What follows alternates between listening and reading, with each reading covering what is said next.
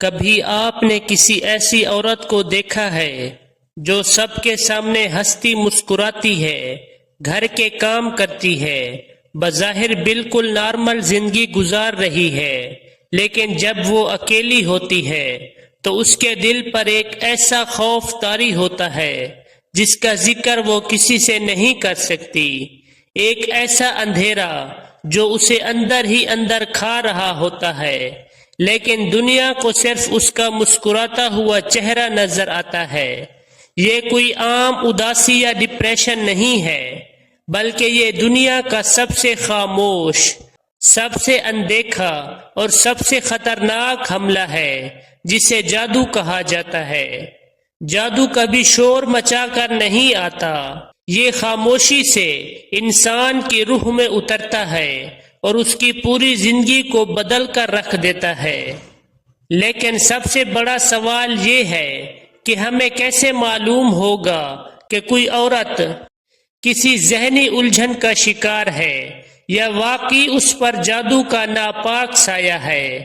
کیا اسلام اور قرآن ہمیں کچھ ایسی نشانیاں بتاتے ہیں جن سے سچائی کھل کر سامنے آ جائے؟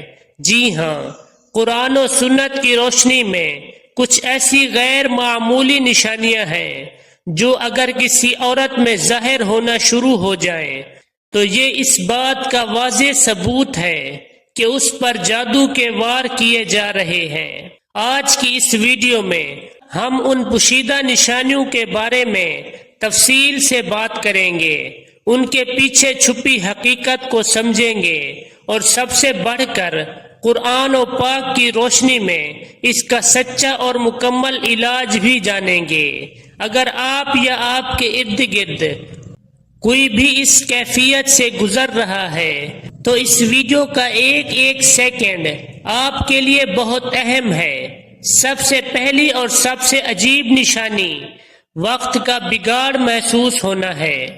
آپ نے اکثر نوٹ کیا ہوگا کہ عام زندگی میں وقت اپنے ایک خاص بہاؤ سے چلتا ہے، لیکن جس عورت پر جادو کے اثرات ہوتے ہیں اس کے لیے وقت کا پورا نظام ہی بدل جاتا ہے۔ اسے ایسا لگتا ہے جیسے وقت کبھی بہت تیزی سے بھاگ رہا ہے اور کبھی ایک ایک سیکنڈ صدیوں کی طرح رک گیا ہے۔ خاص طور پر جب اذان کی آواز گونجتی ہے یا گھر میں قرآن پاک کی تلاوت کی جاتی ہے تو اس کے دل پر ایک شدید دباؤ آتا ہے اور اسے محسوس ہوتا ہے جیسے کائنات ساکت ہو گئی ہے۔ وہ نماز پڑھنے کھڑی ہوتی ہے، نیت باندھتی ہے تو اسے لگتا ہے کہ سجدے میں جانے تک گھنٹوں گزر گئے ہیں، حالانکہ حقیقت میں صرف چند سیکنڈ ہی ہوتے ہیں۔ اسی طرح کبھی وہ بیٹھی ہوتی ہے، پلک جھپکتی ہے اور اچانک معلوم ہوتا ہے کہ گھنٹے بیت گئے ہیں اور اسے پتہ ہی نہیں چلا کہ وقت کہاں چلا گیا۔ یہ کوئی ذہنی وہم نہیں ہے، یہ جادو کا وہ پہلا وار ہے جو انسان کے ہوس اور وقت کے احساس پر کیا جاتا ہے۔ قرآن پاک میں سورۃ البقرہ میں اللہ تعالیٰ فرماتا ہے کہ جادوگر ایسا علم سکھاتے تھے جس سے میاں بیوی میں جدائی ڈال دیں، اور یہ جدائی صرف رشتوں کی نہیں ہوتی بلکہ انسان کے اپنے وجود، اس کے احساسات اور وقت کے توازن سے بھی ہوتی ہے۔ جب جادو کا اثر ہوتا ہے تو روح اور جسم کا توازن بگڑ جاتا ہے، جس کی وجہ سے عورت خود کو ایک الگ ہی دنیا میں قید محسوس کرتی ہے۔ دوسری لرزرہ خیز نشانی نیند میں حقیقت جیسی کیفیت کا ہونا۔ ہم سب خواب دیکھتے ہیں، کچھ اچھے ہوتے ہیں اور کچھ برے، لیکن جاگنے کے بعد ہم سکون کا سانس نہیں لیتے کہ شکر ہے کہ وہ صرف ایک خواب تھا۔ مگر جس عورت پر جادو کا اثر ہو اس کے خواب عام خواب نہیں ہوتے، وہ اتنے سچے اور حقیقی محسوس ہوتے ہیں کہ جاگنے کے بعد بھی اس کا پورا جسم خوف سے کانپ رہا ہوتا ہے۔ وہ خواب میں دیکھتی ہے کہ کوئی اندھیرا سایہ اس کے قریب آ رہا ہے، اس کے بال کھینچ رہا ہے، اس کا ہاتھ پکڑ رہا ہے، یا اس کے سینے پر بیٹھ کر اس کا دم گھونٹ رہا ہے۔ وہ چیخنا چاہتی ہے لیکن آواز حلق میں دب جاتی ہے۔ وہ بھاگنا چاہتی ہے لیکن جسم پتھر کی طرح بھاری ہو جاتا ہے۔ اور سب سے زیادہ ہلا دینے والی بات یہ ہے کہ جب وہ اچانک جھٹکے سے جاگتی ہے تو خواب کے اثرات اس کے جسم پر حقیقت میں موجود ہوتے ہیں۔ اس کے ہاتھوں پر، پیروں پر نیلے نشان، خراشیں یا ہلکے جلنے کی داغ نظر آتے ہیں جن کی کوئی طبی وجہ نہیں ہوتی۔ یہ جادو کا وہ مرحلہ ہے جب شیطانی خواتین انسان کے لاشعور پر قابو پانے کی کوشش کرتے ہیں۔ سورۃ الاعراف میں اللہ تعالیٰ فرماتا ہے کہ شیطان اور اس کا قبیلہ تمہیں وہاں سے دیکھتے ہیں جہاں سے تم انہیں نہیں دیکھ سکتے۔ یہ نشانیاں خاص طور پر اس وقت بڑھ جاتی ہیں جب وہ عورت اللہ کی عبادت کی طرف مائل ہونے لگتی ہے تاکہ وہ خوف زدہ ہو کر اللہ کا ذکر چھوڑ دے۔